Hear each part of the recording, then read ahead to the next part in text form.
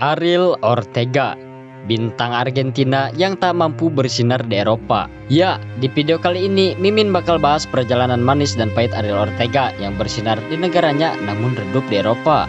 Sebelum lanjut ke videonya, alangkah baiknya klik tombol subscribe terlebih dahulu dan nyalakan tombol loncengnya agar kalian tidak ketinggalan video terbaru dari History Football. El Burrito, begitulah julukannya. Tingginya hanya 5 kaki 7 inci, sekitar 170 cm. Dengan postur yang kecil itu, dia bisa bergerak lincah di lapangan hijau, bak seekor keledai. Ariel Ortega memang dikenal karena kecepatan, mobilitas, dan driblingnya. Tak hanya itu, keterampilan tipuan bolanya juga luar biasa. Dengan gerakan dan likuan yang cerdas, itulah mengapa dia dijuluki sebagai si keledai kecil. Dalam laga di markas Boca Junior pada 11 Desember tahun 1994, sebelum partai terakhir, bek lawan tak mampu lagi untuk tidak menjatuhkannya dalam kotak penalti. Francescoli sukses mengeksekusinya, dan lalu Ortega menegaskan dengan sebuah gol dari tendangan setengah voli. River Plate akhirnya sukses menjuarai turnamen tanpa sekalipun kalah. Ditemukan Daniel Passarella lebih 20 tahun lalu. Sebelum rekor itu, Ortega lahir di kota kecil yang tandus dekat perbatasan Bolivia, Ledesma di Provinsi Jujuy pada 4 Maret tahun 1974. Ayahnya hanya seorang tukang las, tetapi dia tumbuh dengan meniru bintang River Plate, Ramon Diaz. Setiap hari, bocah kecil itu menggiring bola di tanah berbatu di luar rumahnya. Hingga di usia 16 tahun, dia mengikuti sebuah turnamen sepak bola lokal. Turnamen itu rupanya digelar oleh River Plate untuk menemukan bakat-bakat muda. Ada 500 orang yang mengikutinya, kenang Ortega. Saya mengambil bola dan tidak memberikannya kepada siapapun. Saya bermain dengan baik dan disuruh untuk kembali. Daniel Passarella yang saat itu melatih sepertinya telah melihat sesuatu yang istimewa dalam diri Ortega.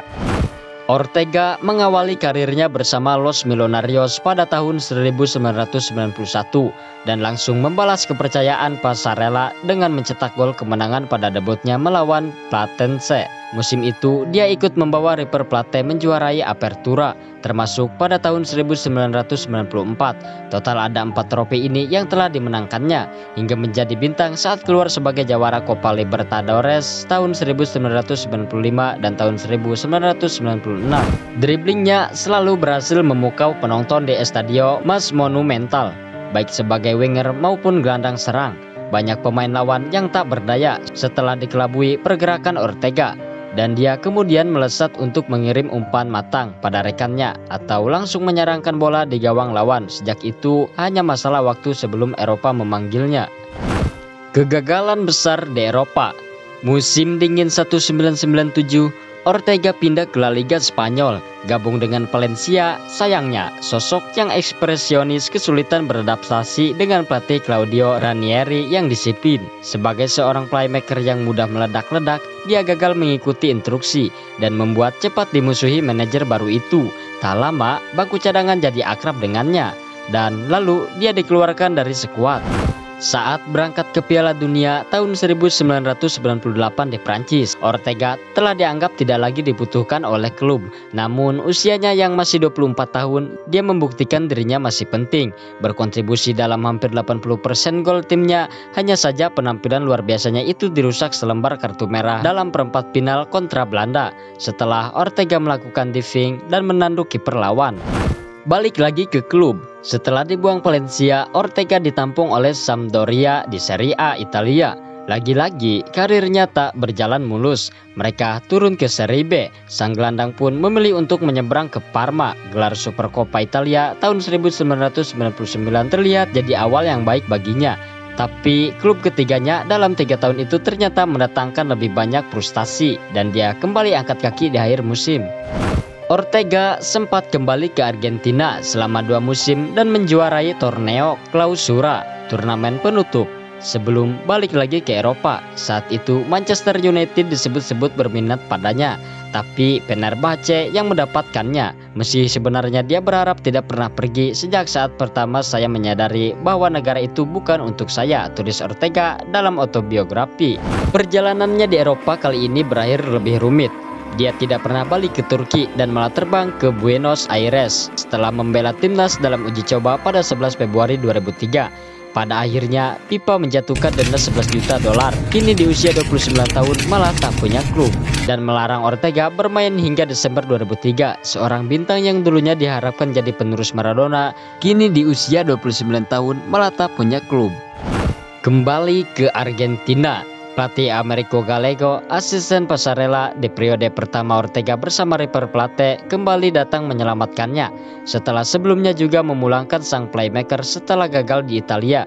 Kali ini Gallego membawa Ortega ke Newell's Old Boys dan dia langsung membalas dengan trofi juara Apertura 2004. 2 tahun kemudian Passarella datang memanggilnya pulang ke Belgrano. Dan sayang seribu sayangnya, Ortega sudah terlanjur rusak. Meski sempat membantu River Plate merebut Clausura 2008, dia sudah terjebak dalam ketergantungan alkohol dan beberapa kali menjalani rehabilitas. Musim 2008-2009, klub meminjamkannya ke Independiente Rivadavia di Primera B Nacional. Lalu sempat kembali tampil untuk La Banda 2 musim, tapi dikirim lagi ke All Boys di Clausura pada 2011 dan Defensores de Belgrano di Primera B Metropolitano 2011 dan 2012. Hingga akhirnya Ortega memutuskan untuk pensiun di usia 38 tahun. Ya, itulah kisah Ortega si keledai lincah. Dari bermain bola di tanah berbatuan hingga tampil di rumput hijau.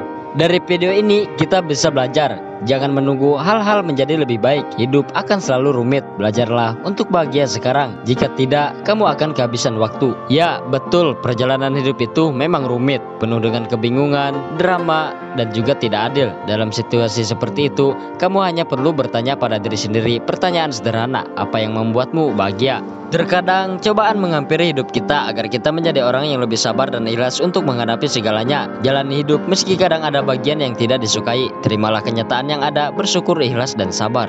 Ya, terima kasih buat kalian semua yang sudah menonton video ini. Sampai ketemu di video berikutnya. See you, bye bye, and por goodbye.